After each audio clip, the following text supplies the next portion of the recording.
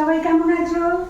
আমি ভালো আছি। আমি নূপুর তোমাদের সামনে লাঞ্চ ভিডিও নিয়ে প্রথমে আমার ভাইয়ের খাবারটা দেখায়। ভাই ভাত খায় না, তাই ভাইয়ের রুটি হলো চিকেন। আর আমাদের আর লাঞ্চ মেনু ডাল, কালকে ছিল ডালটা গরম হলো। আর এইটা হচ্ছে মাছ সর্ষে, মাছের মাথা দিয়ে মাছের ঝাল মামের আমার জন্য। এইটা হচ্ছে পোস্ত। আর আমি পোস্ত দিতে দিতে আবার একটু পোস্ত রেখে দিয়েছিলাম, এটা তোতার জন্য পোস্ত ভেজে দিয়েছি। আর এই যে ভাত, খুব।